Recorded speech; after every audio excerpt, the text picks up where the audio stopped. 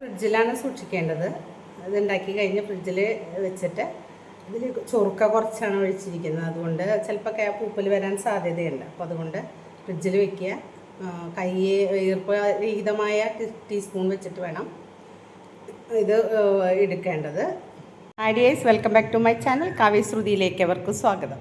ഞാനിവിടെ തയ്യാറാക്കാൻ പോകുന്നത് ഗഡ്സിൽ വരുന്ന ശരിയായി പ്രവർത്തിക്കേണ്ടതിന് വേണ്ടിയിട്ടുള്ള ഒരു ഉപ്പിലിട്ടതെന്ന് പറയാം. അത് എങ്ങനെ തയ്യാറാക്കേണ്ടതെന്ന് നമുക്ക് നോക്കാം. കുറച്ച് വെള്ളം തിളപ്പിക്കാൻ വെക്കുക. അതിൽ കുറച്ച് കല്ലുപ്പ് ഇട്ട് വെള്ളം തിളപ്പിച്ചിട്ടുള്ളതാണ്. കുറച്ച് ചൊറുക്കി ഒഴിച്ചിട്ടുള്ള വെള്ളം ചൂടാറണം. ആദ്യം കുറച്ച് ക്യാരറ്റ് ഒരു ബീട്രൂട്ടും നന്നായിട്ട് സ്ലൈസായിട്ട് അരിഞ്ഞ് കഴുകി വൃത്തിയാക്കിയതിന് ശേഷം സ്ലൈസായിട്ട് അരിഞ്ഞിട്ടുള്ളത് ഒന്ന് ചൂടാക്കിയിട്ട് കറിവേപ്പില ഇട്ടിട്ടുണ്ട്. അതും കൂടിയിട്ടൊന്ന് വാട്ടിയെടുത്തിട്ടുള്ളതാണ്. അത് ഇതിലേക്കിടാം. ഒന്ന് ചൂടാറിയിട്ടുണ്ട്, അത് ഇതിലേക്കിടാം. ഇത് ഫുള്ളും ഇതിലേക്ക് കുപ്പിയിലേക്ക് ഇട്ടിട്ടുണ്ട്. ഇനി ഇഞ്ചി അല്ലെങ്കിൽ മാങ്ങഞ്ചി ചേർക്കാം. ഇവിടെ മാങ്ങഞ്ചി ധാരാളമായിട്ട് ഉണ്ടായിട്ടുണ്ട്, ഇവിടെ ഉണ്ടായതാണ്. അപ്പോൾ അത് ചേർക്കാം, അല്ലെങ്കിൽ ഇഞ്ചി ചേർക്കാം.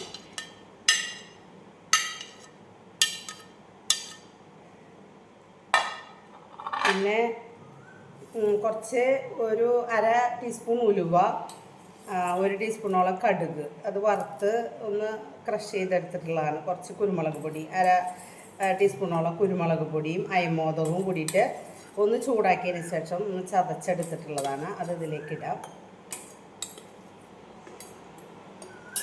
ഇനി ഇതിൻ്റെ മുകളിലേക്ക് തിളപ്പിച്ചാറിയ ഉപ്പിട്ടിട്ട് കല്ലുപ്പിട്ടിട്ട് കുറച്ച് കല്ലുപ്പ് മാത്രം, അധികം ഇടരുത്. കുറച്ച് കല്ലുപ്പിട്ടിട്ട് തിളപ്പിച്ചാറിയ വെള്ളം ഇതിലേക്ക് ഒഴിക്കാം. ഇത് നകയ്ക്ക് വെള്ളം ഒഴിക്കണം. 3/4 ഭാഗം വെള്ളം ഒഴിക്കുക. ഒന്ന് ഇളക്കി കൊടുക്കാം.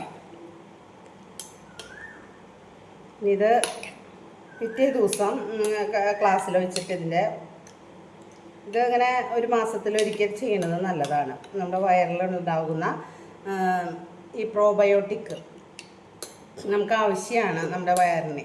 അപ്പോൾ അത് പ്രത്യേകിച്ച് ഈ ഫാസ്റ്റ് ഫുഡൊക്കെ കഴിച്ചിട്ട് നമ്മുടെ വയറ് നാശമായിട്ട് വരുന്നുണ്ട്.